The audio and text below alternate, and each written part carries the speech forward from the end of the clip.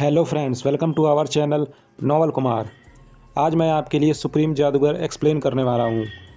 Video को शुरू करने से पहले वीडियो को लाइक ज़रूर करें और चैनल को सब्सक्राइब करना बिल्कुल भी ना भूलें। लत का उत्तर पागलों जैसी हंसी के रूप में आया। इसमें कोई खुशी नहीं थी, केवल उपहास और द्वेष था। सातों आंखें झपकी और लत ने भी ब्लिंक किया। इस बार जरोक जल्दी से मुड़ा और डायमेंशनल और केओस स्पेल्स बुनते हुए अपने प्रतिद्वंद्वी को ढूंढने लगा। अबोमिनेशन ने तब कोसा जब उसे पता चला कि लत पीछे या ऊपर नहीं था। जरोक जानता था कि एक सेकंड का हिस्सा भी घातक हो सकता है। उसके दाईं ओर एक हलचल ने प्राणी को अपना सिर मोड़ने पर मजबूर कर दिया, ये देखने के लिए कि गेटकीपर तलवार उसकी मूंठ हिल्ट पर एक पत्थर के दस्ताने गॉन्टलेट के साथ अपने आप उड़ रही थी। अबोमिनेशन ने टियर 5 का chaos magic hollow mist spell डाला और अपने चारों ओर एक सुरक्षा कवच बना लिया जो संपर्क होने पर तलवार को नष्ट कर देगा।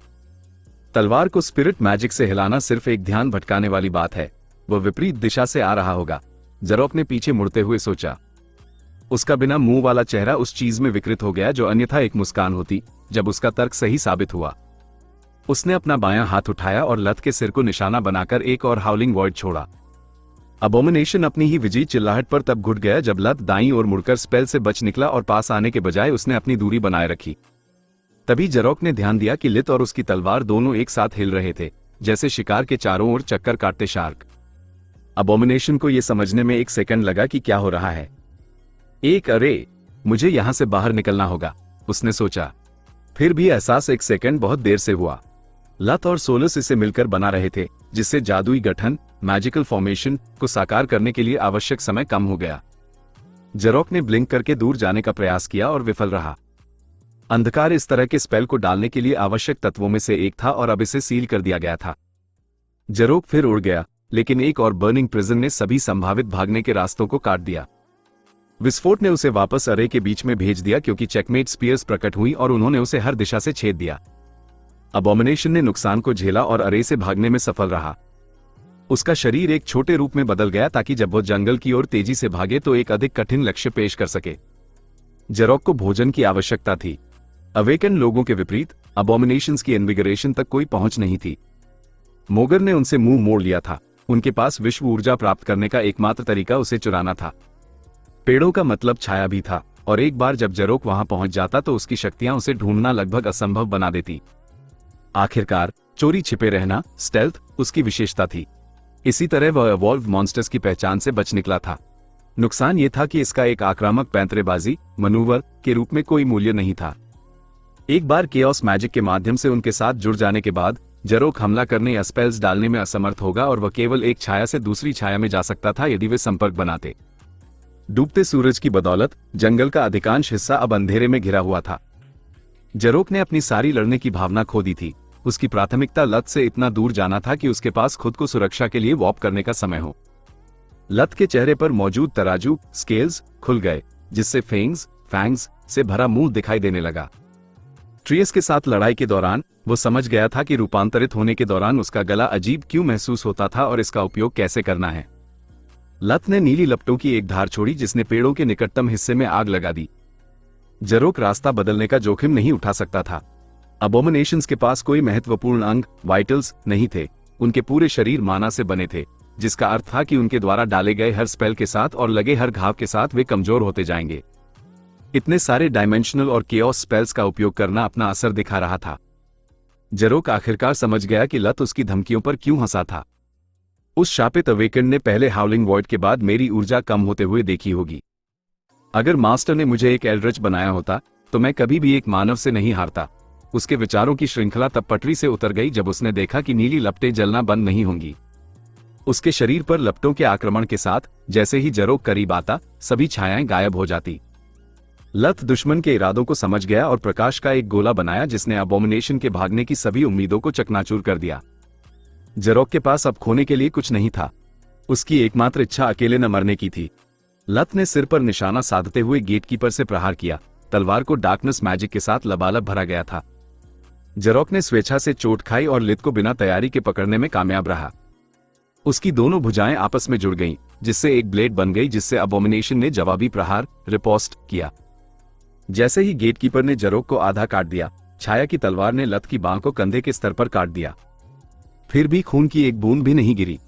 हाथ और कंधे दोनों से काले तंतु टेंड्रल्स बाहर निकले और उन्होंने उन्हें फिर से जोड़ दिया, जबकि कटा हुआ अंग अभी भी हवा में ही था। जेरोक अपनी इंद्रियों पर विश्वास नहीं कर सका। उसका मरता हुआ मन ऐसी पागलपन भरी वास्तविकता को स्वीकार करने से इनकार कर रहा था। एक अंतिम प्रयास में उसने लत के तराजू वाले कंधों को पकड़ लिया और अपने अस्तित्व को 1 घंटे 1 मिनट या शायद 1 सेकंड और बढ़ाने के लिए उसकी जीवन शक्ति वाइटैलिटी को चूसने की कोशिश की। जो उसे मिला वह एक अडिग भूख थी, जिसने जेरोक की जीवन शक्ति को उतनी ही तेजी से चूसा जितनी तेजी से अबोमिनेशन ने लत की जीवन शक्ति को चूसने की कोशिश की थी। लत ने तलवार के अंदर और भी अधिक अंधकार भर दिया, ये सोचते हुए कि प्राणी अपने अंतिम क्षणों के दौरान स्नेह क्यों तलाश रहा था। तुम क्या हो? जेरोक ने पूछा, जबकि उसका शरीर धीरे धीरे फीका पड़ने लगा। लत ने ऊर्जा के एक अंतिम विस्फोट के साथ उत्तर दिया जिसने दुश्मन को धूल में बदल दिया। तुमने रूप क्यों बदला? सोलस ने पूछा। मुझे नहीं पता, बस यह सही लगा। केवल यही उत्तर था जो लत सोच सका। क्या तुम्हें लगता है कि इस मास्टर को संदेश मिल जाएगा या वे मेरे परिवार को फिर से परेशान करेंगे? मुझे लगता है कि उन्हें संदेश पहले ही मिल चुका है, इसीलिए उस चीज ने तुम्हें क्रिस्टल वापस करने के लिए मनाने की कोशिश की। बिल्कुल ऑर्क्स की तरह वे क्राउन को सचेत करना बर्दाश्त नहीं कर सकते। तुम्हारे परिवार पर हमला करने का मतलब होगा उनके अस्तित्व को प्रकट करना, सोलस ने उत्तर दिया। लत ने सिर हिलाया और घर की ओर वॉक किया। जेरोक के साथ लड़ाई ने उसे अपना दिमाग साफ करने और अपना गुस्सा निकालने में मदद की थी। वो अब अपने घायल गौरव से परे देखने और यह महसूस करने में सक्षम था कि वह कितने प्यारे परिवार में पैदा होकर कितना भाग्यशाली था। शायद तीसरी बार वास्तव में भाग्यशाली होता है, लत ने सोचा। चार्म्स की बात करें तो कमीला को कॉल करना याद रखना। तुमने घर पहुंचने पर ऐसा करने का वादा किया था, सोलस ने इशारा किया। मैंने कोई वादा नहीं किया था, उसने मुझसे पूछा था। फिर भी मैंने वैसे भी किया होता। मैंने उसके साथ जो किया उसके बाद मैं उसका बहुत ऋणी हूं। तुम कहां थे? रात के खाने का समय हो गया है, लत के दरवाजे से अंदर आते ही एलिना ने कहा। वो स्पष्ट रूप से उसके पहले के गुस्से को लेकर चिंतित थी, फिर भी उसने नाटक किया कि सब कुछ ठीक है। मुझे माफ कर दो मॉम, मैं अब ठीक हूं। लत ने उसे कसकर गले लगा लिया, यह उम्मीद करते हुए कि एक दिन वो उसे उतना ही विशेष महसूस कराने में सक्षम होगा जितना वो उसे महसूस कराती थी। एंको, बड़े भाई, बच्चों ने एक साथ चिल्लाते हुए उसके पैरों को खींचा। आपको हमें एक कहानी सुनानी होगी। हाँ, उन्हें सुनानी होगी। लत के आश्चर्य के लिए रीना उनकी प्रार्थना में शामिल हो गई। रेंजर के नए कपड़ों और उत्तर में उसका इंतजार कर रही राजकुमारी की कहानी, एलिना द्वारा उसे गले लगाने, बच्चों के उसके पैरों से लिपटने और पूरे परिवार की उम्मीद भरी निगाहों के सामने ब्लिंक भी उसे इस विकट स्थिति से नहीं बचा सका। उसने निर्णय लिया कि अब इस मुख्य मुद्दे पर बात करने का समय आ गया है। भले ही वे इसे अपरिपक्व और दखल देने वाले तरीके से करते हैं, लेकिन वे बस मेरा भला चाहते हैं। ऐसी बहुत सी चीजें हैं जिन्हें मैं पहले से ही उनसे छिपा कर रखता हूं। मैं फ्लिंग जैसी मामूली बात के बारे में झूठ नहीं बोलने वाला हूं, लत ने सोचा। उसे उन्हें यह समझाने की कोई आवश्यकता नहीं थी कि रेंजर तंत्र कैसे काम करता है। जब से उसने सेना में शामिल होने की इच्छा व्यक्त की थी, उसके परिवार के सदस्यों ने इसके बारे में गहन शोध किया था। यदि सोलसपीडिया न होती तो वे सेना के बारे में लत से अधिक जानते। उसने उन्हें छिपे हुए गांव के बारे में बताया। कहानी को परिवार के अनुकूल रखने के लिए उसने दास व्यापारियों को राक्षसों में और उनके पीड़ितों को डरे हुए लेकिन स्वस्थ कैदियों में बदल दिया। बच्चों ने इसका आनंद लिया जबकि बड़े सिहर उठे। वे जानते थे कि कहानी जितनी अधिक कल्पित होगी वो उतने ही अधिक अत्याचारों को छोड़ रहा होगा। फिर उसने बताया कि वह अपनी हैंडलर कमीला से कैसे मिला और उसे बाहर चलने के लिए पूछा। मैंने उसके कारण नए कपड़े नहीं खरीदे, लत इस बात पर अडिग रहा। सीमा युद्ध और खोए हुए शहरों के बीच बेथिलस के निवासी यूनिफॉर्म से डरते हैं। मुझे कपड़ों की जरूरत थी, अन्यथा मैं शहर के किसी भी संस्थान में एक अवांछित अतिथि होता। उसने कपड़े 2 बार कहा, इसलिए उसने एक सेट से ज्यादा खरीदे। एलिना ऐसे बोली जैसे वह वहां था ही नहीं। हाँ, और कब से उसे इस बात की परवाह होने लगी कि दूसरे लोग क्या सोचते हैं? ये बताने की जरूरत नहीं है कि मेरा बेटा ऐसा आदमी नहीं है जो सिर्फ भोजन पर अधिक खर्च करने के लिए पैसा खर्च करे। तब नहीं जब वह कैंटीन में मुफ्त भोजन पा सकता है और बैरक्स में सो सकता है। राज ने अपना सिर हिलाया। लत की बनावटी कहानी पर विश्वास करना कठिन था। लत समझ नहीं पा रहा था कि वह इस बात के लिए खुश हो कि वे उसे इतनी अच्छी तरह जानते हैं या सार्वभौमिक रूप से एक कंजूस माने जाने के लिए शर्मिंदा हो। क्या वो सच में एक राजकुमारी है? लरिया ने जिज्ञासा से पूछा। एक राजा का उसका चाचा होना अभी भी उसके बचकाने सपनों में से एक था। हे भगवान, नहीं। लत इस विचार पर ही सिहर गया। असिस्टेंट प्रोफेसर के रूप में अपने काम के दौरान वह रानी की बेटियों से एक से अधिक बार मिला था। वे पहलोरिया से भी कम सुंदर थी और इतनी घमंडी थी कि वे असहनीय थी। लत उनके साथ डेटिंग करने के बारे में केवल तभी सोचेगा जब वे मोगर पर आखिरी महिलाएं हों। क्या वो सुंदर है? अरुण ने पूछा। लत ने अपने हाथों की ओट बनाई और लाइट मैजिक से कमीला का एक 3D हॉलोग्राम प्रकट किया। यह एक गुड़िया के आकार की और ग्रे स्केल में पूरी देह की छवि थी, जो उसे वैसा ही दर्शा रही थी जैसी उसने अपनी पहली डेट के दौरान कपड़े पहने थे। वो मेरे लिए है। कमीला की मुस्कान बहुत सुंदर है और वो एक बहुत ही देखभाल करने वाली महिला लगती है। वो वास्तव में प्यारी है। उसकी उम्र क्या है? रीना अपने स्वर को यथासंभव स्वाभाविक बनाने की कोशिश कर रही थी। उसने उपस्थित लोगों के एकमात्र महत्वपूर्ण प्रश्न को पूछने से पहले एक प्रशंसा भी जड़ दी। 26। इस उत्तर का स्वागत खर्राटों और आहों की बौछार के साथ किया गया। एक और मुझसे बड़ी। तुम्हें अपनी उम्र की लड़कियों से क्या समस्या है? रीना ने अपनी अरुचि छिपाने की कोशिश किए बिना आंखें घुमाई। कुछ नहीं, इसके अलावा कि वे आमतौर पर उथली और बचकानी होती हैं, लत ने गुर्राते हुए उत्तर दिया। मुझे इस पर उसका साथ देना होगा। टिस्टा की आवाज उदास थी। मैं जितने भी जादूगरों से मिली, वे सभी अहंकारी मूर्ख थे। रईसों की दिलचस्पी केवल विवाह में है और आम लोग हमसे डरे हुए हैं। उसने अपने पूरे प्रेम जीवन को एक ही वाक्यांश में संक्षेप में बता दिया था। मेज एसोसिएशन में शामिल होने और जिनकी मदद मांगने के बाद भी वह भी पहली डेट से आगे नहीं बढ़ पाई। इसके अलावा लत अपनी उम्र के हिसाब से बहुत परिपक्व और परिष्कृत है। उसने अपने क्षितिज का विस्तार करने के लिए दुनिया की यात्रा करने का भी फैसला किया है। उस पर इस तरह दबाव डालना अनुचित है।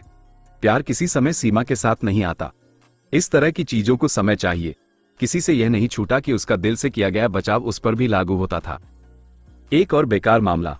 उस उम्र की महिला के पास समय की विलासिता नहीं होती। एलिना ने आह भरी। समय की बात करें तो पहलोरिया ने हम सभी को अपने जन्मदिन की पार्टी में आमंत्रित किया है। यदि तुम वहां आओगे तो वास्तव में बहुत अच्छा होगा। उसका स्वर सहज था, लेकिन लत अपनी मां को इतना जानता था कि वो समझ सके कि वो इस विचार को लेकर कितनी उत्सुक थी। भले ही पहलोरिया और उसका ब्रेकअप हो गया था, उनके परिवार मित्र बने रहे थे, खासकर उनकी माताएं। जिरनी और एलिना टिस्टा के सबसे अच्छे दोस्तों में से थे, जिसने परिवारों को और भी करीब रखा था। मैं उस दिन के लिए छुट्टी पाने की पूरी कोशिश करूंगा। पूरा परिवार खुशी से झूम उठा क्योंकि लत ने अपना पीछा छुड़ाने के लिए उनके सामने एक उम्मीद की किरण रख दी थी। छोटे भाई, रात के खाने के बाद मैं तुम्हारे साथ जादू पर चर्चा करना चाहूंगी। यह उनका गुप्त शब्द था जब टिस्टा सोलस के साथ समय बिताना चाहती थी या उसे ट्रू मैजिक में मदद की जरूरत होती थी। जरूर, मुझे भी तुम्हारी सलाह की जरूरत है। गोगन साम्राज्य, एक गुप्त स्थान पर एक भूमिगत विशाल हॉल में एक विशाल गोल मेज के चारों ओर बैठे हुए गाल महाद्वीप में रहने वाले अधिकांश मानव अवेकन लोग एकत्रित थे। रागू, उनकी वर्तमान शासक और गाइडिंग हैंड, अज्ञात अवेकन लोगों की सभी 5 प्रजातियों की शासी निकाय में मानव प्रतिनिधि के पास चर्चा करने के लिए तत्काल समाचार थे। हर कोई यह जानने के लिए वास्तव में उत्सुक था कि सभा का कारण क्या हो सकता है। रागू इतनी बूढ़ी थी कि दुनिया में उसकी केवल 2 ही चिंताएं थी, एक उत्तराधिकारी चुनना और अपने जीवन को लंबा करने का तरीका खोजना। चूंकि मेरे पास शिष्टाचार पर बर्बाद करने के लिए समय नहीं है, इसलिए मैं सीधे मुद्दे पर आऊंगी। वह एक मध्यम आयु वर्ग की महिला थी जो अपनी वास्तविक आयु 500 वर्ष से अधिक होने के बावजूद लगभग 50 वर्ष की दिखती थी। हमारे एजेंडा में केवल 2 मदें हैं। पहली और अधिक प्रासंगिक हमारे आदेश के 2 अवेकन सदस्यों की हत्या है। उपस्थित सभी लोग आश्चर्य में पड़ गए, इस डर से कि कोई उनका शिकार कर रहा है। ग्लेमोज और ट्रियस क्लेन अब नहीं रहे। हॉल के 2/3 लोगों ने राहत की सांस ली। दोनों पीड़ित ब्लड डेजर्ट से थे, जिसने इस मुद्दे को उनके लिए अप्रासंगिक बना दिया।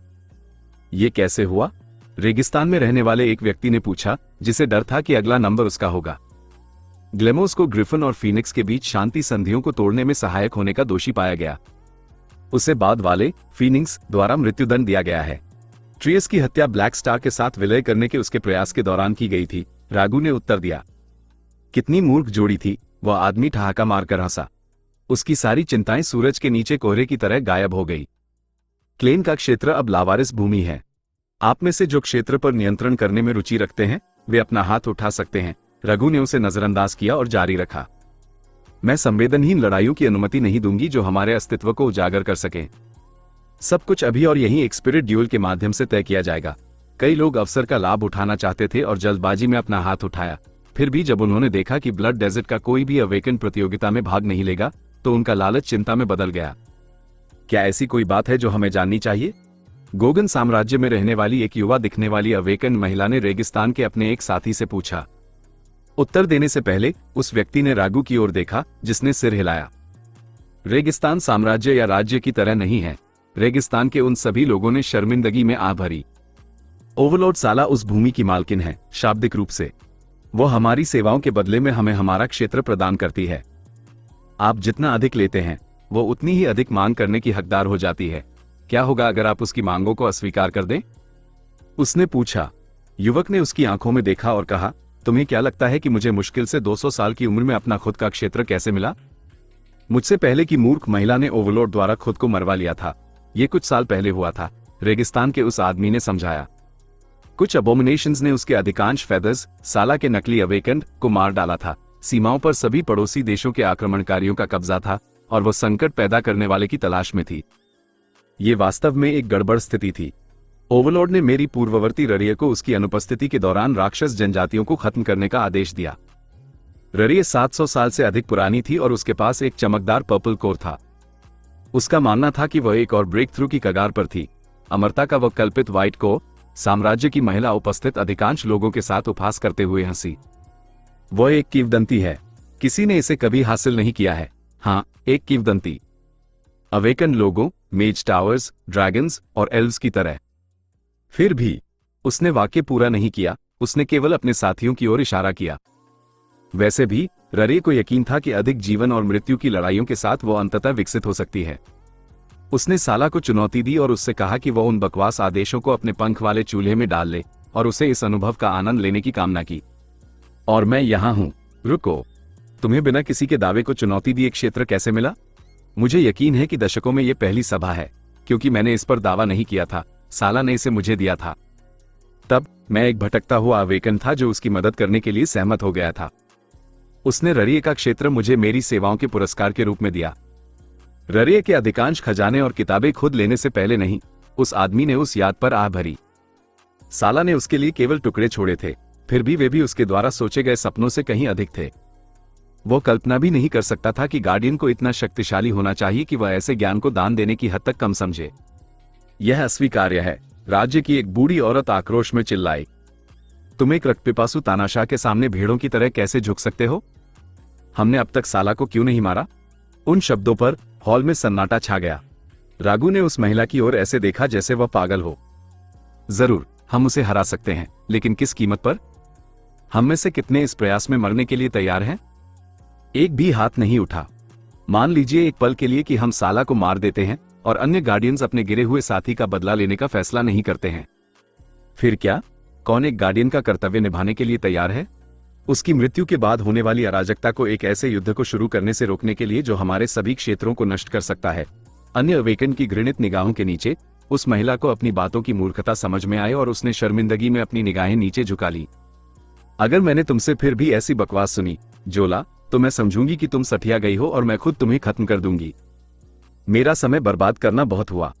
क्लेन के क्षेत्र में अभी भी कौन रुचि रखता है? जो अधीन नहीं बनना चाहते थे या जिनके पास पहले से ही दूसरे देश में क्षेत्र था, उन्होंने अपने हाथ नीचे कर लिए। वे साला के साथ कुछ भी साझा नहीं करना चाहते थे। केवल भटकते हुए अवेकन ही बचे रहे। भले ही उन्हें साला को अपना हिस्सा चुकाना पड़े, लेकिन यह विकल्प से बेहतर था। बहुत अच्छे। स्पिरिट ड्यूल के साथ आगे बढ़ने से पहले एजेंडा की दूसरी मद।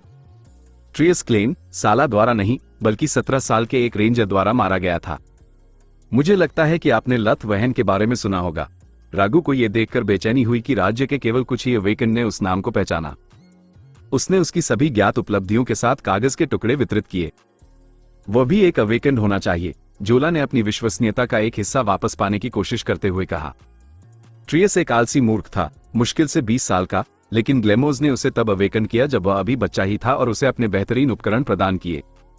नाले जैसी सड़क पर रहने वाली अवेकन ने राज्य के सबसे अच्छे जादूगरों में से एक, चोलिनोस को मारने में कामयाबी हासिल की। मैं विश्वास नहीं कर सकती कि एक रेंजर, जिसके अभी दूध के दांत भी नहीं टूटे हैं, ट्रियस को नकली जादू से हरा सकता है। सहमत हूं, रागू ने सिर हिलाया। ठीक है, लेकिन किसे परवाह है? राज्य की युवती ने कहा। वह नियमों के अनुसार खेल रहा है, प्रतिभाशाली होने का नाटक कर रहा है और अपने काम से काम रख रहा है।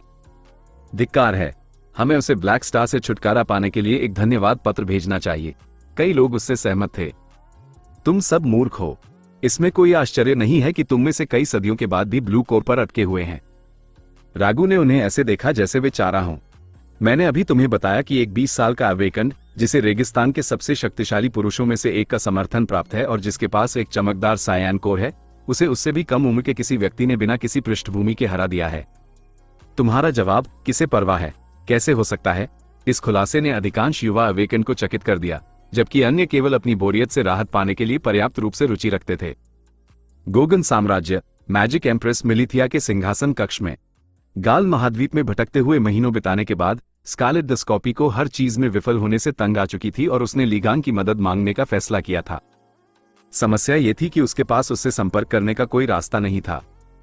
उसके संचार ताबीज का रून हफ्तों से ऑफलाइन था, जिससे उसे व्यक्तिगत रूप से उससे मिलने के लिए मजबूर होना पड़ा। सौभाग्य से मिलिथिया स्कारलेट और उसके सबसे उल्लेखनीय उपनामों के बारे में जानती थी, इसलिए प्रसिद्ध मैजिक एम्प्रेस के साथ मुलाकात करना बहुत कठिन नहीं था। सुप्रभात महारानी, इतने कम समय में मुझे बुलाने के लिए धन्यवाद। स्कारलेट के मानव रूप ने उसे गहरा झुककर प्रणाम किया। वो 30 के दशक में एक महिला साहसी की तरह दिखती थी। उसके राख जैसे सुनहरे बालों में लाल रंग की झलक थी और उसने अपनी नाक पर सोने के रिम वाला चश्मा पहना हुआ था। गार्डियंस के विपरीत उसने अपनी यात्रा के लिए एक साधारण मानव रूप चुना था। वो इंसानों को मुश्किल से सहन कर पाती थी। उसे नहीं चाहिए था कि प्रशंसकों का झुंड उसे परेशान करे। लीगाइन का कोई भी मित्र मेरा भी मित्र है। जंगल के स्वामियों में से एक से मिलना सम्मान की बात है। मिलिथिया ने स्कारलेट को खड़े होने की अनुमति दी और उससे हाथ मिलाया। मैंने उस उपाधि को त्याग दिया है। अब मैं केवल अपनी प्रजाति की पहली सदस्य हूं।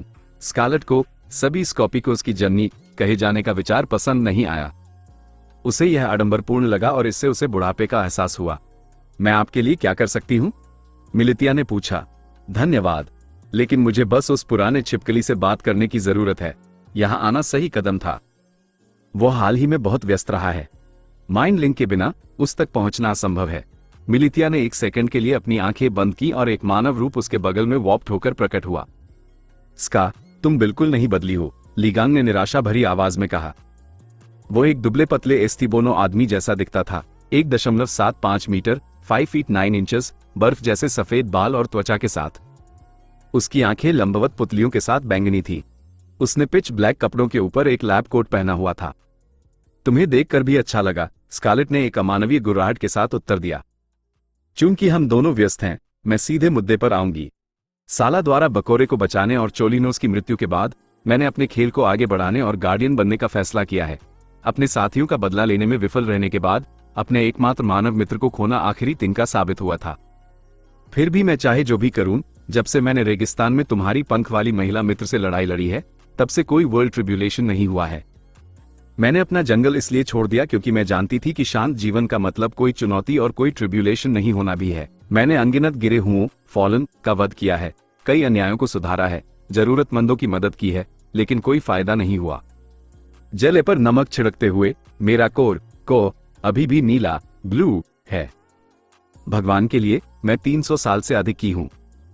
मैं क्या गलत कर रही हूं? उसने मिथिला को ईर्ष्या से देखते हुए कहा। महारानी अपने तीसरे दशक की शुरुआत में ही थी, फिर भी उनके पास पहले से ही एक गहरा बैंगनी पर्पल कोर और एक शरीर था जो विकसित राक्षस एवॉल्व मॉन्स्टर के बराबर लड़ने के लिए पर्याप्त शक्तिशाली था। मुझे आश्चर्य है कि उसने ऐसा कैसे किया, स्कारलेट ने विचार किया। यह बहुत बुरा है कि मेरी कलाकृति भी एक संरक्षक गार्डियन के पार नहीं देख सकती। मुझे हमेशा आश्चर्य होता था कि उनके पास किस प्रकार का कोर होता है।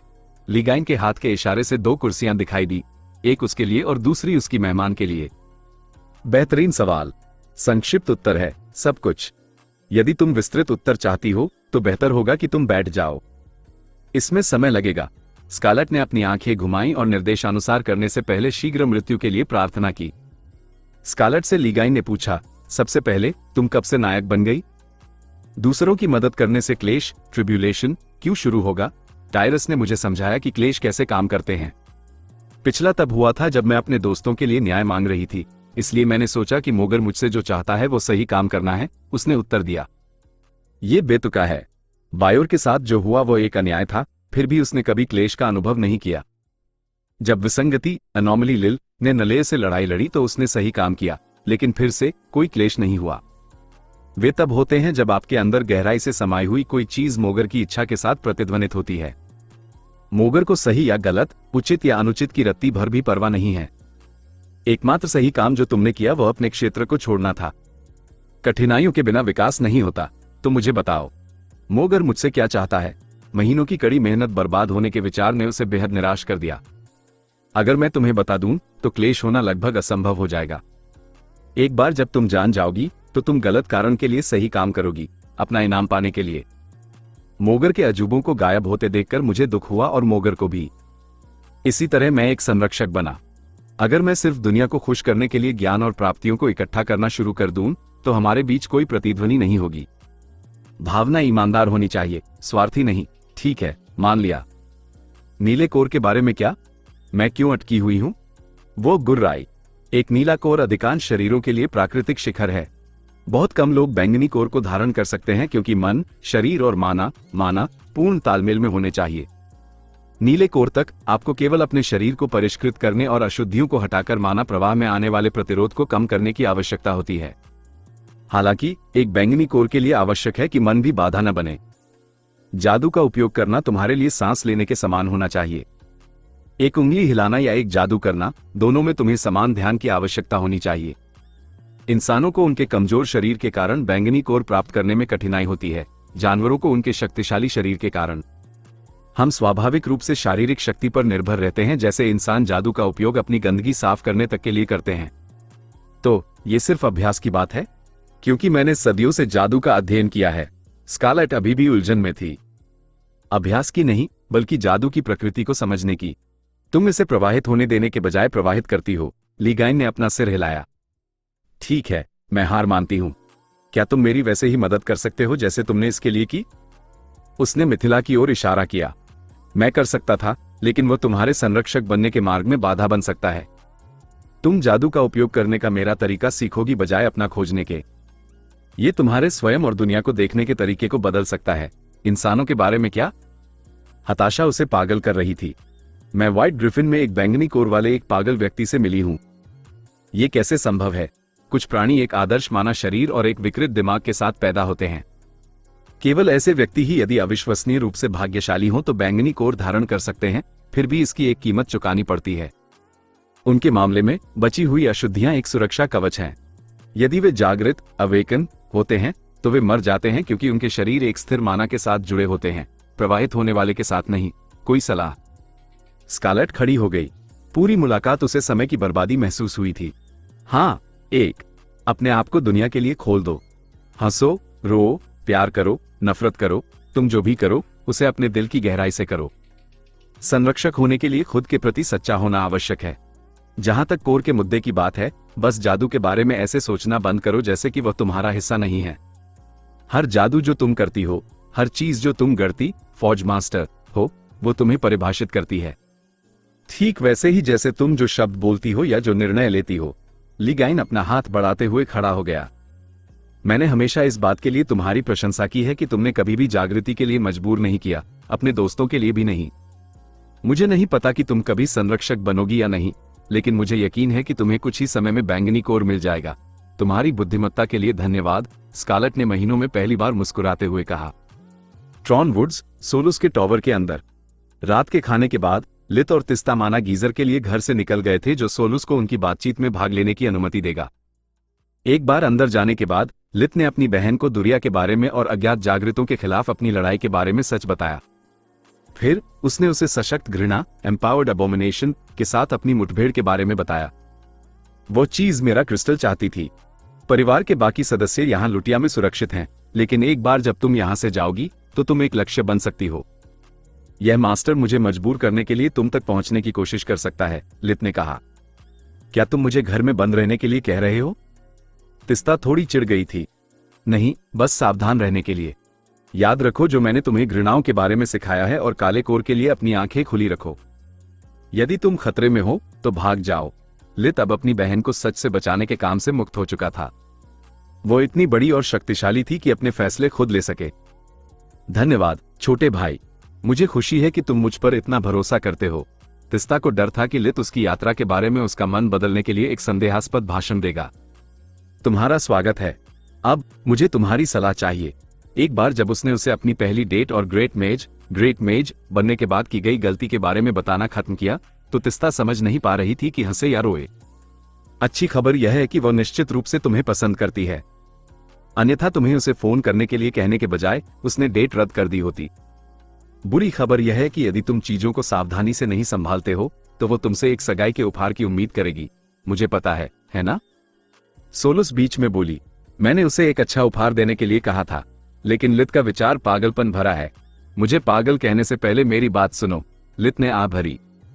मैं उसे आयाम की अंगूठी, डायमेंशनल रिंग नहीं दे सकता क्योंकि वो बहुत महंगी है ना? लित की सरल रचनाओं की कीमत भी कई सोने के सिक्कों के बराबर थी, जबकि सैन्य अधिकारियों को चांदी में भुगतान किया जाता था।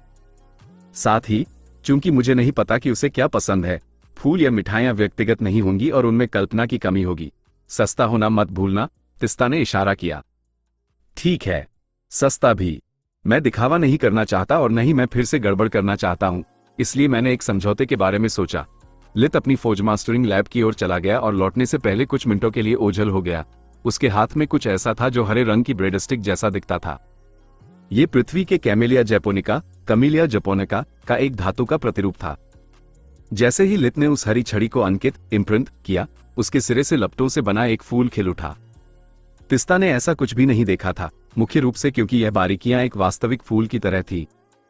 माना स्पार्क्स की एक श्रृंखला के साथ लित ने उसे बर्फ जैसा सफेद, नीला, आधी रात जैसा काला, धूप जैसा पीला, शाहबलूत जैसा भूरा और फिर से लाल कर दिया। यह एकदम सही समझौता है। लित ने तिस्ता को फूल की जांच करने के लिए दिया। यह लगभग एक फूल जितना सस्ता है, लेकिन इसमें जादू का शांत आकर्षण है। मोगर पर कोई ग्रीन हाउस नहीं थे। उपलब्ध एकमात्र फूल जंगली फूल थे या वे जिन्हें लोग अपने बगीचे में उगाते थे। केवल रईस ही माली का खर्च उठा सकते थे, और तब भी वे केवल उन्हीं पौधों की खेती करते थे जो उनके क्षेत्र में पनप सकते थे।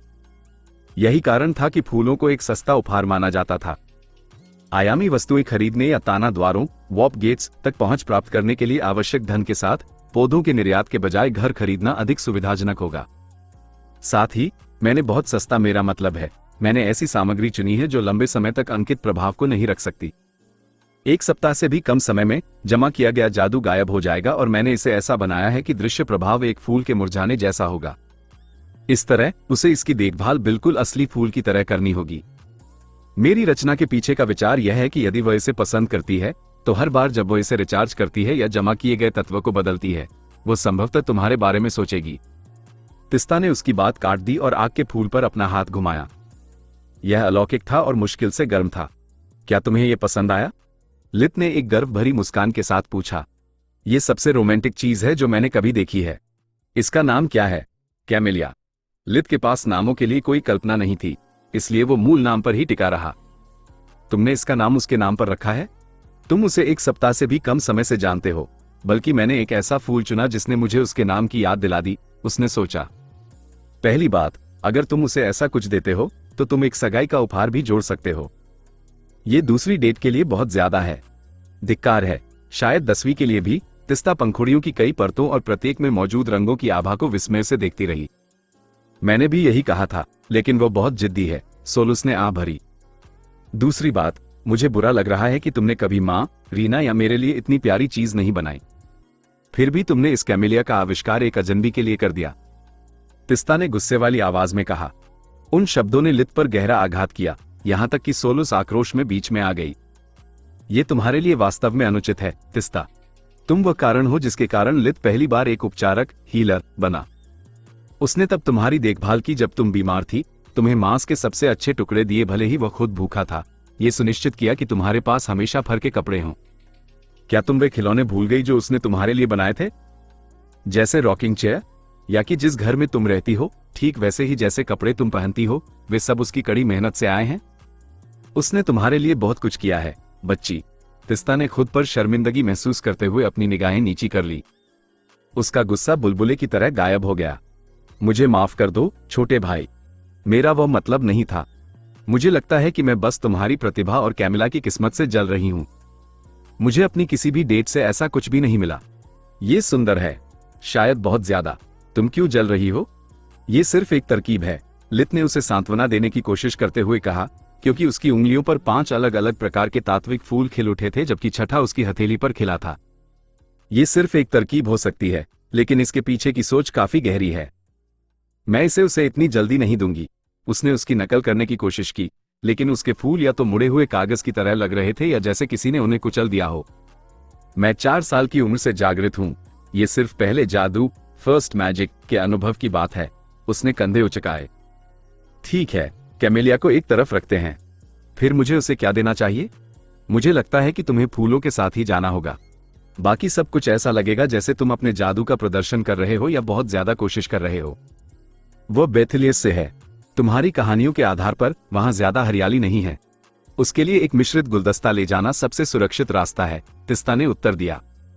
लित ने तिस्ता की बातों पर विचार किया जबकि लड़कियां अपनी अपनी यात्रा योजनाओं के बारे में बात कर रही थी। उसने उन्हें अकेला छोड़ दिया और टॉवर के तहखाने में रखे बैंगनी क्रिस्टल का अध्ययन करने चला गया। सशक्त घृणा द्वारा इसे प्राप्त करने का प्रयास ही क्रिस्टल के मूल्य का प्रमाण था। उसने मास्टर के क्रिस्टल ने लित के उपकरण द्वारा चिन्हित मार्ग को सक्रिय करने की कोशिश की, लेकिन उसे कम सफलता मिली। व्यक्तिगत माना को यहां तक कि आत्मिक जादू, स्पिरिट मैजिक के रूप में भी अस्वीकार कर दिया। उसके पास इसके साथ बातचीत करने का एकमात्र तरीका विश्व ऊर्जा, वर्ल्ड एनर्जी में हेरफेर करना था, क्योंकि रत्न अपने विकास को आगे बढ़ाने के लिए इसे अवशोषित करता था। यह एक नाजुक प्रक्रिया थी। यदि लित बहुत अधिक दबाव डालता तो विश्व ऊर्जा उसके माना से दूषित हो जाती और क्रिस्टल से बाहर निकल जाती। बहुत कम दबाव होता तो वह रास्तों से भटक जाती और कोई प्रभाव पैदा नहीं करती। हे भगवान, इसमें महीनों के केंद्रित अभ्यास की आवश्यकता हो सकती है। मेरे पास इतना समय नहीं है, कम से कम अभी तो नहीं, लित ने आ भरी। घर लौटने के बाद अंततः उसके पास कॉल करने के लिए आवश्यक समय और गोपनीयता थी। एक बार फिर कैमिला ने होलोग्राम बंद कर रखा था। लित ने इसे एक बुरे संकेत के रूप में लिया। इतनी देर से फोन करने के लिए माफ करें। मैं काम के दौरान आपको फिर से परेशान नहीं करना चाहता था, उसने कहा। तुम माफी क्यों मांग रहे हो? मैं ही हूं जिसने तुम्हें मुझे फोन करने के लिए कहा था। वो परेशान या असहज नहीं लग रही थी। क्या घर पर सब ठीक है? तुम्हारे माता पिता ने खबर पर कैसी प्रतिक्रिया दी, हे महान व्यक्तित्व? कैमिला दबी हुई हंसी। ठीक से भी बेहतर। हर कोई बहुत खुश है। उन्होंने इस बदलाव को मुझसे ही बेहतर तरीके से स्वीकार कर लिया। माफ करें यदि मैंने आपको पहले डरा दिया था। मैंने अपने जीवन में जो कुछ भी झेला है उसके कारण मैं एक हताश निराशावादी बन गया हूं। एक आम आदमी जितना ऊपर जाता है वो उतना ही बड़ा लक्ष्य बन जाता है। अफसोस की बात है कि मैं समझती हूं कि तुम्हारा क्या मतलब है। हालांकि चलो दुखद बातों के बारे में बात नहीं करते हैं। मैं सोच रही थी, क्या तुम हमारी दूसरी डेट के लिए संगीत रेस्तरां, म्यूजिक रेस्टोरेंट जाना चाहोगे या तुम एक अधिक क्लासिक स्थान पसंद करोगे? उसने खुद ही डेट का विषय उठाया। मैं सुरक्षित हूं। लित ने जीत के एहसास में अपनी मुट्ठी भींची। संगीत रेस्तरां क्या होता है? यह एक नए प्रकार का संस्थान है जो उत्तर में काफी लोकप्रिय हो रहा है। वे अपने ग्राहकों को लाइव संगीत प्रदान करते हैं। बहादुर लोग शो में भाग भी ले सकते हैं। यह एक नियमित रेस्तरां की तुलना में अधिक महंगा है, क्योंकि उन्हें जादुई रूप से ध्वनि रोधी, साउंड प्रूफ्ड और मंत्रमुग्ध एन्चांटेड होना पड़ता है ताकि हर कोई बिना बहरे हुए बात कर सके और सुन सके। मैंने तुमसे कहा था। सोलुस खुशी से फूली नहीं समाई।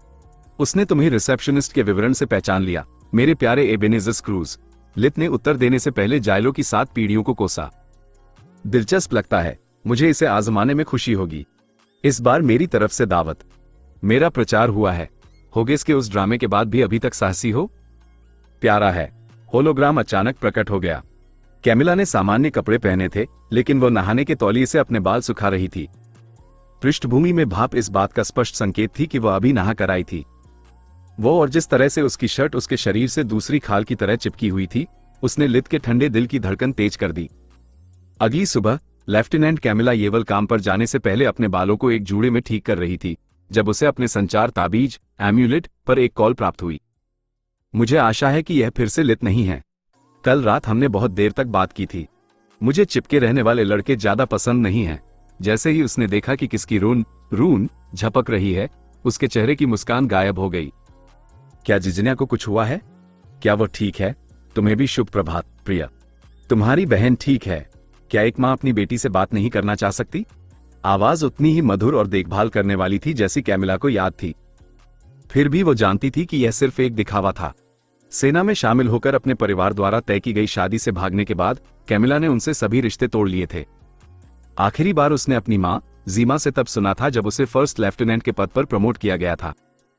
जीमा का लक्ष्य स्थानीय कांस्टेबलों के साथ कुछ समस्याओं को हल करने के लिए अपनी बेटी के अधिकार का फायदा उठाना था। परिवार ने उसके इनकार को अच्छी तरह से नहीं लिया था। उनके संपर्क ऋण साझा करने का एकमात्र कारण यह था कि कैमिला अपनी बहन के बारे में चिंतित थी। जिजनिया का पति बुरा आदमी नहीं था, लेकिन वो उसके प्रति ठंडा और लापरवाह था। उनकी शादी सिर्फ एक व्यावसायिक सौदा थी। वो उसे एक ट्रॉफी पत्नी से ज्यादा कुछ नहीं मानता था। इस बार तुम क्या चाहती हो, माँ? कैमिला की आवाज ठंडी और अलग थी, लेकिन उसके हाथ कांपने लगे। कॉल खत्म होने तक अपने बालों का मोह छोड़ने से पहले उसने हैपिन से अपने हाथ को कुछ बार चुभाया। हमने महीनों से बात नहीं की है। क्या तुम मुझे कम से कम मम्मी नहीं कह सकती? इस बार तुम्हें क्या चाहिए, जीमा? अपनी मां के पहले नाम पर जोर देते हुए उसकी आवाज और भी ठंडी हो गई। कुछ नहीं, मैंने बस सुना है कि कोई जादूगर तुम्हें रिझा रहा है और मैं तुम्हारे लिए चिंतित थी। तुम जानती हो कि वे राक्षस कैसे होते हैं। वे सोचते हैं कि वे अपनी शक्तियों के कारण जो चाहे ले सकते हैं। ये भयानक है कि कैसे कुछ लोग दूसरों के साथ वस्तुओं जैसा व्यवहार करते हैं। तुम्हारे जैसे लोग, कैमिला ने गुस्से से सोचा। चिंता मत करो, वो बहुत दयालु है। मुझे माफ करना, लेकिन मुझे काम के लिए देर हो रही है। अगर और कुछ नहीं है तो, उसने बातचीत को जल्दी खत्म करने की कोशिश करते हुए कहा। ओह मेरी प्यारी बच्ची, तुम बहुत नादान हो।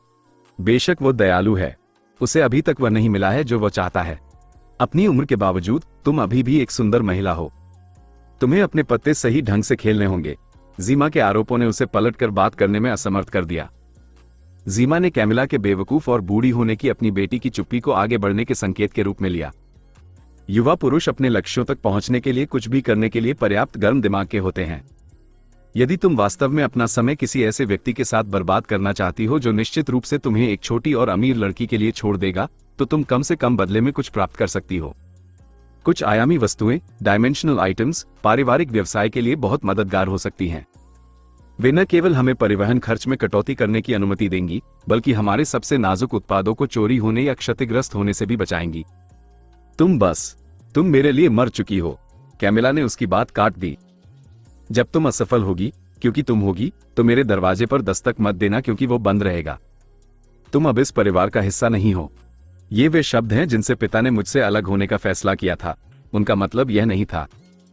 उनका मतलब बिल्कुल यही था, जैसा कि तुमने मुझे तब याद दिलाया था जब मैंने तुम्हारी गड़बड़ी को ठीक करने के लिए अपने करियर को खतरे में डालने से इनकार कर दिया था। मैं तुम्हारे परिवार का हिस्सा नहीं हूं और मैं इस तरह से अधिक खुश हूं। जब तक जिजनिया को कुछ नहीं होता, मुझे फिर कभी फोन मत करना।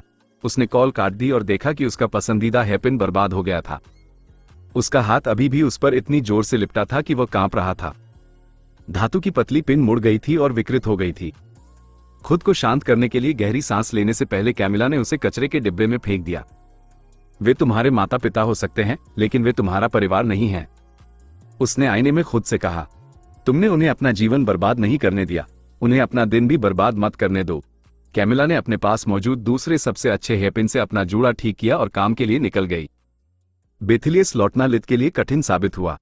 न केवल उसे मिश्रित गुलदस्ते के लिए फूलों की एक अच्छी संख्या प्राप्त करने के लिए इधर उधर वॉर्प करना पड़ा, बल्कि उसे सीमा शुल्क से पहले अपनी पॉकेट डायमेंशन से सब कुछ बाहर निकालना पड़ा। बेथिलियस के अरेंजमेंट्स एरेज ने आयामी जादू को अवरुद्ध कर दिया था, जिसका अर्थ था कि उसे सब कुछ हाथ से ले जाना था। एक हाथ में फूल और दूसरे में मिठाइयों का डिब्बा लेकर चलते हुए मैं एक बेवकूफ जैसा महसूस कर रहा हूं, लित ने सोचा। तुमने गुलदस्ते के बीच में कैमेलिया क्यों रखा? सोलुस ने पूछा। क्योंकि यह या तो मेरा बैकअप प्लान है अगर मैं कुछ गड़बड़ कर दूं, या मेरा फॉरगेट मी नॉट अगर सब कुछ ठीक रहा तो। लित जगह का मुआयना करने और मेनू की जांच करने के लिए नियत स्थान पर जल्दी पहुंच गया। इस बार वो मुंह बनाने से बचने में कामयाब रहा। फिर भी मुख्य वेटर ने उसे टोका। मुझे माफ करें श्रीमान, लेकिन रेस्तरां के अंदर भोजन लाने की अनुमति नहीं है। उसके शब्द और उसका चेहरा मेल नहीं खाते थे। वो लित की विदेशी विशिष्टताओं को छिपी हुई नफरत के साथ घूरते हुए परेशान दिख रहा था। देखो, मैं खुशी खुशी सब कुछ अपने आयामी ताबीज के अंदर रख देता। बहुत बुरा हुआ कि यह यहां काम नहीं करता। लित को उस आदमी का रवैया पसंद नहीं आया और उसका धैर्य जल्दी ही खत्म हो रहा था। क्या वास्तव में आपके पास एक है? आदमी का व्यवहार अचानक मिलनसार हो गया। आयामी वस्तुएं बड़े खर्च करने वालों की पहचान थी, वास्तव में एक से अधिक। लित मुस्कुराया जबकि उसका स्किन वॉकर आमा उसकी रेंजर वर्दी में बदल गया। मैं ग्रेट मेज और रेंजर लित वेरेहन हूं। यदि आप मेरे लिए इस डिब्बे को सुरक्षित स्थान पर रखें तो मैं वास्तव में इसकी सराहना करूंगा। उसने आखिरी हिस्सा गुर्राहट के साथ कहा ताकि वो डरावना लगे। फिर भी उस आदमी ने ध्यान नहीं दिया। उसका पूरा ध्यान लित की पहचान की पुष्टि करने वाले बैज और उसके नीचे नवनियुक्त ग्रेट मेज के प्रतीक चिन्ह पर केंद्रित था। हमारे संस्थान में दुनिया के विनाशक का होना सम्मान की बात है। मुख्य वेटर ने लित के हाथों से मिठाइयों का डिब्बा ऐसे लिया जैसे वो कोई गहना हो और उसे रसोई में ले गया। क्या आप अपनी टेबल बदलना चाहेंगे? बैंड स्टैंड के पास वाली एक टेबल अभी खाली हुई है। क्या आप कृपया मेरी डेट आने के बाद इस प्रस्ताव को दोहरा सकते हैं? इसे सहज दिखाने की कोशिश करें। लित ने सिर हिलाया क्योंकि उसकी वर्दी सफेद शर्ट के साथ एक काले सूट में बदल गई थी। बिल्कुल, आदमी ने लित की ओर ऐसे देखते हुए कहा जैसे वो सोने की एक बड़ी बोरी हो। लित ने धन्यवाद के रूप में और यह सुनिश्चित करने के लिए कि उसके सामान को कुछ न हो, आदमी को चांदी के कुछ सिक्के टिप में दिए। प्रत्येक सिक्के के लिए उसका दिल एक बूंद खून रोया, फिर भी उसने हिम्मत जुटाई। कैमिला फिर से जल्दी आ गई। उसने लाल रेशमी शर्ट और काली पैंट के ऊपर एक लंबा कोट पहना था। आपका बहुत बहुत धन्यवाद। मैंने एक साथ इतने सारे अलग अलग फूल कभी नहीं देखे। उसने एक एक करके उन्हें सूंघा। मुख्य वेटर ने कैमिला से टेबल बदलने के बारे में पूछने से पहले आरक्षण की जांच की। क्या इसके लिए अतिरिक्त शुल्क लगता है? उसने लित की ओर देखा, जो शर्मिंदगी से बिल्कुल लाल हो गया था। हम इसे लेंगे, धन्यवाद। मुख्य वेटर उन्हें कमरे की सबसे अच्छी टेबल में से एक पर ले गया। तो दोस्तों, उम्मीद है आपको ये ऑडियो सीरीज़ पसंद आ रही होगी। अगर आपको वीडियो अच्छी लगे तो वीडियो को लाइक ज़रूर करें और हमारे चैनल नोवेल कुमार को सब्सक्राइब करना बिल्कुल भी ना भूलें। तो चलिए वीडियो को कंटिन्यू करते हैं। ये प्रदर्शन देखने के लिए मंच के पास खाली जगह भी थी। अपनी गलती का एहसास होने पर कामिला गुलदस्ता पकड़े हुए पूरे रास्ते हंसी। क्षमा करें, मेरा मतलब असभ्य होना नहीं था। मुझे ये फूल कहाँ रखने चाहिए? इससे पहले कि वह अपनी बात पूरी करती, एक वेटर एक फूलदान ले आया, जबकि दूसरा तीसरी कुर्सी ले आया ताकि गुलदस्ता उनके बीच खड़े हुए बिना अपनी खुशबू फैला सके। कामिला ये देखना नहीं भूली कि स्टाफ बहुत मिलनसार था और टेबल 2 नए ग्राहकों के लिए बहुत अच्छी थी। उसकी मां के शब्द उसके दिमाग में गूंजने लगे और उसका चेहरा उदास हो गया। सच बताना, क्या मैं वास्तव में एक मुर्दाघर के कर्मचारी जैसा दिखता हूं? थिल ने उसकी अभिव्यक्ति को अस्वीकृति समझ लिया और हल्के रंगों के कपड़े पहनने की अपनी बहन की सलाह न मानने के लिए खुद को कोसा। क्या? नहीं, ये तुम पर अच्छा लग रहा है, लेकिन तुम्हारी जगह मैं जैकेट उतार देती। तुमने थोड़े ज्यादा औपचारिक कपड़े पहने हैं। उसने अजीब सवाल पर फिर से मुस्कुराते हुए कहा। तुम्हारा दिन कैसा रहा? थिल ने यह नोटिस करने के बाद पूछा कि कुछ गड़बड़ थी। ये काफी बुरा शुरू हुआ था, लेकिन अब बेहतर हो रहा है। तुम्हारा क्या? अभी तक तो सब ठीक है। कम से कम आज किसी ने मुझे मारने की कोशिश नहीं की, उसने आह भरते हुए कहा, जबकि एक वेटर उनके लिए मेनू ले आया। आज? कल के बारे में क्या? थिल ने उसे ट्रॉन जंगलों में अबोमिनेशन के बारे में उसी लहजे में बताया जिससे उसने अपना ऑर्डर दिया था। तुम इतने शांत कैसे हो सकते हो? तुम 2 दिनों में 2 बार मरने के करीब पहुंच गए। मैंने तुमसे पहले भी कहा था। मेरा जीवन काफी पागलपन भरा है। यदि तुमने मेरी व्यक्तिगत फाइल पढ़ी है तो तुम जानती हो कि तुम अपने आप को किस तरह की मुसीबत में डाल रही हो। उसने एक उदास मुस्कान के साथ कहा, क्योंकि बैंड ने वह बजाना शुरू कर दिया था जिसे वह लयबद्ध शोर से ज्यादा कुछ नहीं मानता था। जैसा कि तुम हमेशा कहते हो, चलो दुखद बातों के बारे में बात नहीं करते। तुम संगीत के बारे में क्या सोचते हो? वे अच्छे हैं। कामिला के जवाब पर थिल के हैरान चेहरे ने उसे दिल खोलकर हंसा दिया। वैसा चेहरा क्यों? क्या तुम्हें यह पसंद नहीं आया? ज्यादा नहीं। ध्वनि अच्छी है, लेकिन इसमें कोई आत्मा नहीं है। जब उनकी प्लेटें आईं, तो उन्होंने भविष्य के लिए अपनी संबंधित योजनाओं के बारे में बात करना शुरू कर दिया। कामिला का लक्ष्य सेना के रैंक्स में ऊपर उठना था। कर्नल बनना उसका सपना था, लेकिन वह जानती थी कि जब तक वो कुछ बड़ा हासिल नहीं करती, यह उसके जीवन में बहुत देर से आएगा। अगर जीवन एक परीक्षा होती, तो मैं कहती कि मैं साम्राज्य की पहली बिना जादू वाली जनरल बनना चाहती हूं। दुख की बात है कि कर्नल का रैंक ही सीमा है, यहां तक कि जीनियस के लिए भी। फिल नहीं जानता था कि क्या उत्तर दिया जाए। अपनी पुनर्जन्म की समस्या से छुटकारा पाने के अलावा उसका कोई बड़ा सपना या महत्वाकांक्षा नहीं थी। वो शक्ति और धन की लालसा रखता था, लेकिन केवल इसलिए क्योंकि वे एक लक्ष्य का साधन थे। वो अपने लक्ष्य को प्राप्त करने के लिए कुछ भी करेगा। फिर भी उसने भी इस बात पर विचार करना बंद नहीं किया था कि यदि वो सफल हो गया तो वो क्या करेगा। मैं एक अकेडमी में पढ़ाना चाहूंगा, वो केवल इतना ही सोच सका। हालांकि पहले मुझे कुछ करना है। यही कारण है कि मैं एक रेंजर बना। मुझे अपने एक प्रिय मित्र को ठीक करने के लिए साधन प्राप्त करने के लिए सेना की आवश्यकता है। कामिला ने एक सेकंड के लिए भी मित्र वाली बात पर विश्वास नहीं किया, लेकिन उसने मामले को आगे नहीं बढ़ाया। इसी बीच बैंड ग्राहकों को प्रदर्शन में भाग लेने का अवसर दे रहा था। तुम वहां ऊपर जाकर उन्हें क्यों नहीं दिखाते कि यह कैसे किया जाता है? उसने इसे मजाक के रूप में कहा। जब तक तुम मुझसे वादा करती हो कि तुम जो कुछ भी सुनगी और देखोगी, तुम मुझ पर नहीं हंसोगी।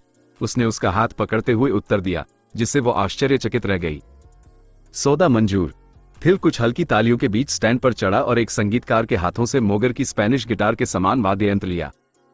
उसने बैंड से उसका साथ न देने के लिए कहा और फिर उसने बजाना शुरू किया, या बेहतर कहें तो उसने धोखाधड़ी शुरू की। थिल गाना या बजाना नहीं जानता था, लेकिन उसने मैजिकल बीस्ट से सीखा था कि वो जो भी ध्वनि चाहता है उसे पुनरुत्पादित करने के लिए एयर मैजिक का उपयोग कैसे किया जाए।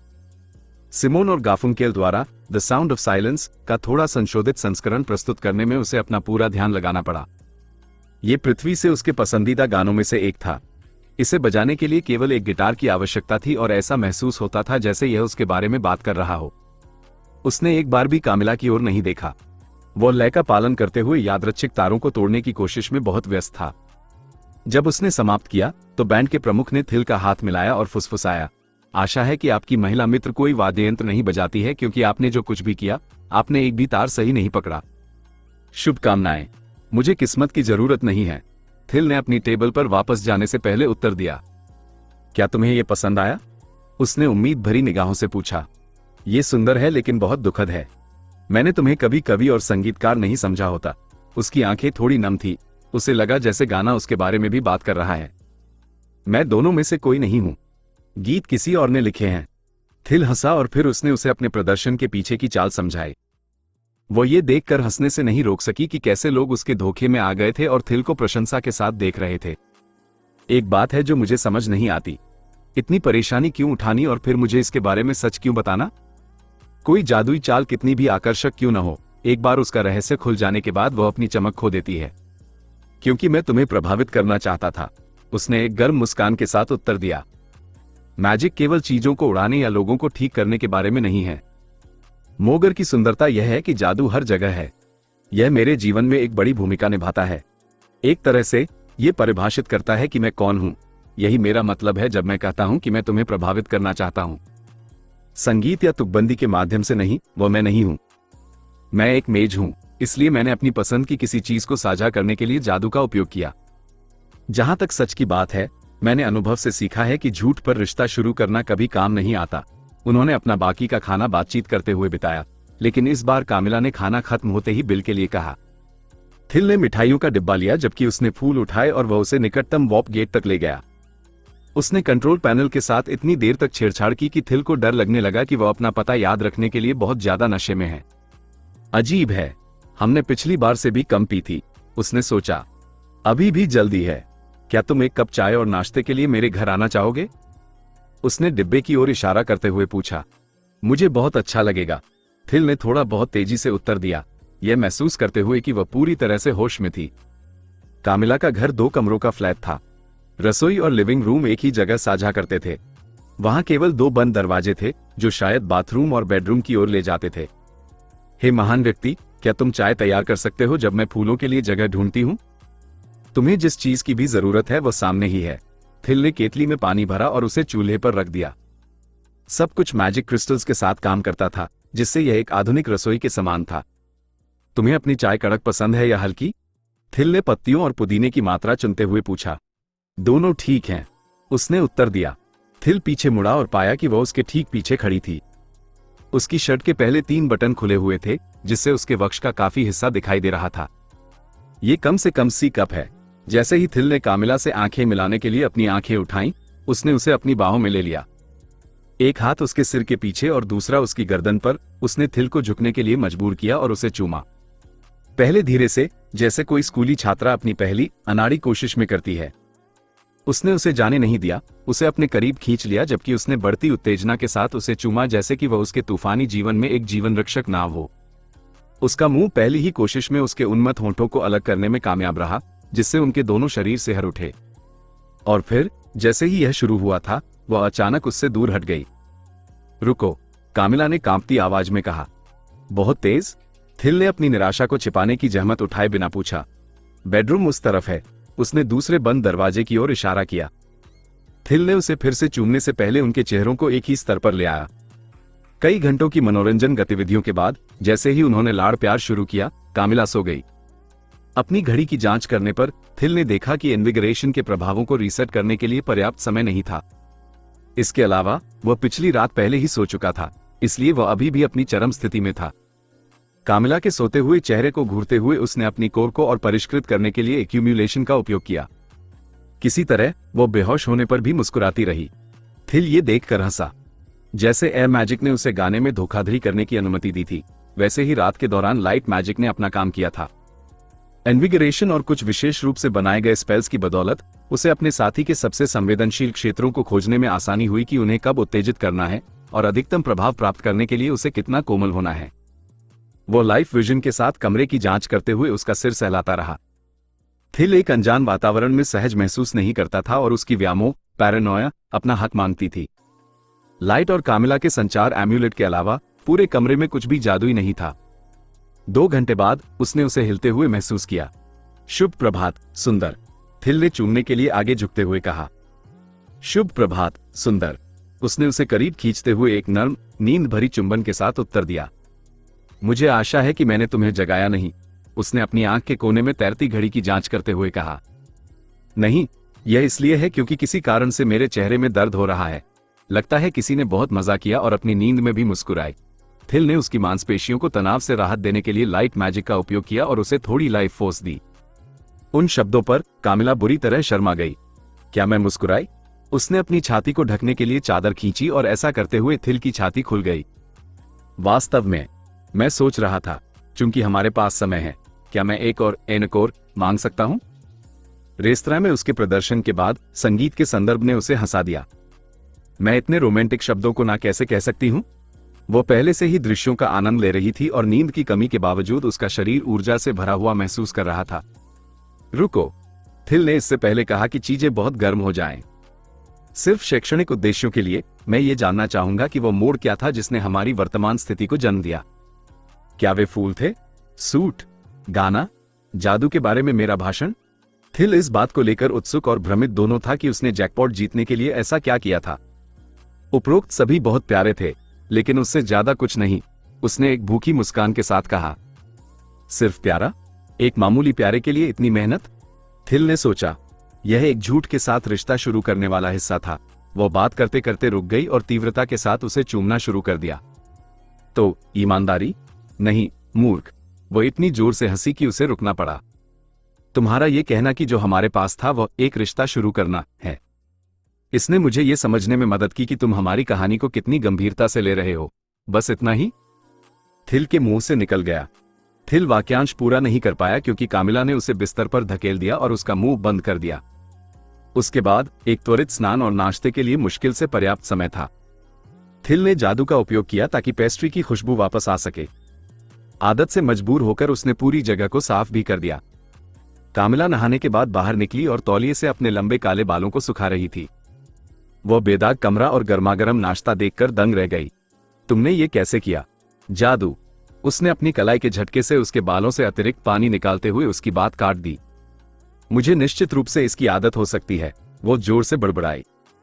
उन्होंने शांति से खाया जब तक कि थिल ने एक गहरी सांस ली। कृपया इसे गलत तरीके से न लें, लेकिन मुझे तुमसे कुछ कहना है। कामिला को अपने पैरों के नीचे जमीन फटती हुई महसूस हुई। उसे लगा शायद वो उसे अब छोड़ना चाहता है। हाँ, उसने मुस्कुराने के लिए खुद को मजबूर करते हुए कहा। मुझे नहीं पता कि मुझे अगली छुट्टी कब मिलेगी, इसलिए कुछ ऐसा खरीदने के बजाय जो सिर्फ जगह की बर्बादी हो, मैंने इसे तुम्हारे लिए बनाया है, अपने एक हिस्से को तुम्हारे साथ साझा करने के लिए। थिल ने गुलदस्ते के बीच से एक हरा तना निकाला। कामिला ने इसे लिया। यह धातु का एक मुड़ा हुआ टुकड़ा था। कृपया इसे इम्प्रिंट करें। कामिला ने अपनी थोड़ी सी माना डाली और उसकी नोक से टिमटिमाती लपटों से बना एक लाल कैमेलिया खिल उठा। ये सुंदर है, उसने दोहराया। थिल ने समझाया कि इसे जीवित कैसे रखा जाए। मैं इतना मूर्ख नहीं हूं कि उसे बता दूं कि इसका नाम उसके नाम पर रखा गया है, थिल ने सोचा। कामिला ने उसे कसकर गले लगा लिया। धन्यवाद, यह एक अद्भुत उपहार है। दुरिरा लौटने में ज्यादा समय नहीं लगा। ब्रिगेडियर जनरल वोग ने बैरियर को निष्क्रिय कर दिया था। अभी भी कोई घास नहीं थी, फिर भी मलबे को देखकर थिल को शांति महसूस हुई। उसने अपने हैंडलर को फोन किया। रेंजर वेरहन बेस को रिपोर्ट कर रहा हूं। मैं दुरिरा वापस आ गया हूं। मैं ओतरे शहर की ओर जा रहा हूं। Copy that. कामिला की आवाज अब पेशेवर थी। Over and out. थिल ने उड़ान भरी। यात्रा के पहले दिन उबाऊ थे। उसे लगातार सतर्क रहना पड़ता था। अब केवल सन्नाटा और अलगाव था। वो अपने अस्तित्व की नीरसता को तोड़ने के लिए राक्षसों से मिलने की उम्मीद करने लगा। 7 दिन बाद वो ओत्रे शहर पहुंचा। दूसरी ओर ब्लड डेजर्ट के नीचे मास्टर की लैब के विनाश के 4 साल बीत चुके थे। मास्टर ने गार्जियंस की वास्तविक प्रकृति की एक झलक देख ली थी। जरो, उसके सक्षम सहयोगियों में से एक, गायब हो गया था। मास्टर, मैं गंभीर समाचार लाया हूं। जेनाकोश, एक एल्ड्रिच, उनके सामने प्रकट हुआ। जरो मारा गया है। वह एक अकेले दुश्मन द्वारा मारा गया था और वह भी एक एल्ड्रिच द्वारा। मुझे डर है कि हमारा एक प्रतियोगी है। आज की वीडियो बस यही तक थी। मिलते हैं अगले वीडियो में। तब तक के लिए bye bye, tata, take care.